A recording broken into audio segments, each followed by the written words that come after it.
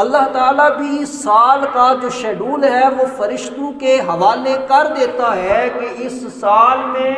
اتنے لوگوں نے اس دنیا سے واپس جانا ہے، اتنے لوگوں نے اس کائنات میں آنا ہے، اتنوں کو اتنا رزق دینا ہے، اتنوں سے رزق کو واپس لینا ہے، کس کو مصیبت میں ڈالنا ہے، کس کو مصیبت سے نجات دینی ہے، کس کے ساتھ کیا معاملہ کرنا ہے۔ تو پورے سال کا جو شیڈول ہے وہ اللہ تبارک و تعالی فرشتوں کے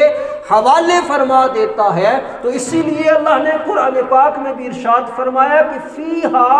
یفرق کل امر حکیم، یہ رات وہ رات ہے کہ جس میں بڑے بڑے فیصلے کیے جاتے ہیں۔ تو حضرات محترم، یہ بخشش و مغفرت والی رات ہے، اس میں ہمارا نامہ اعمال اللہ تبارک و تعالی تبدیل جو ہے وہ فرمائے گا۔ تو اس لیے اس رات کو ہم نے ضائع نہیں کرنا، اس رات کی ہم نے قدر کرنی ہے، اس رات میں اللہ تبارک و تعالی کی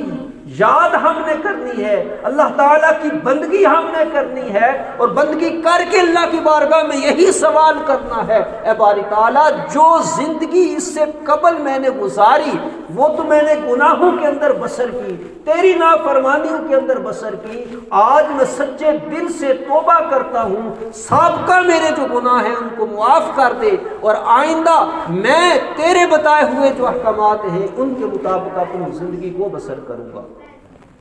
تو حضرات محترم، تو بخشش و مغفرت کی یہ رات ہے کہ جس کے بارے میں اللہ کے پیارے رسول صلی اللہ تعالیٰ علیہ وسلم کے ارشاد مبارک کا مفہوم ہے کہ جبریل امین میرے پاس تشریف لاتے ہیں اور کہتے ہیں یا رسول اللہ صلی اللہ تعالیٰ علیہ وسلم، آج 15 شعبان ہے اور آج کی رات میں اللہ تبارک و تعالیٰ اتنے لوگوں کو جہنم سے نجات عطا فرمائے گا جتنی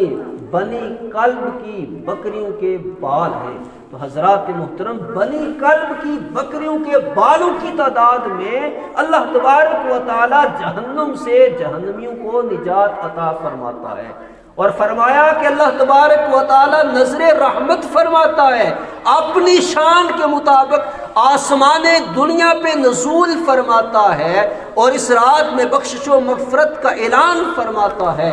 لیکن وہ لوگ کہ جو مشرک ہیں، وہ لوگ جو مشرک ہیں، اور وہ لوگ جو والدین کے نافرمان ہیں، وہ لوگ جو شراب کے عادی ہیں، وہ لوگ جو رشتہ داروں سے رشتے کو کاٹنے والے ہیں، رشتہ داری کو توڑنے والے ہیں، ایسے لوگوں کی اللہ تعالیٰ اس رات بخشش نہیں فرمائے گا، ان کی طرف اللہ تبارک و تعالیٰ نظر رحمت نہیں فرمائے گا۔ اور ایک موقع پہ یہ بھی فرمایا کہ جو تکبر اور غرور کی بنا پر اپنے ٹخنوں سے نیچے کپڑے کو لٹکاتا ہے، اس کی بھی اللہ تعالیٰ اس کی طرف بھی نظر رحمت نہیں فرمائے گا۔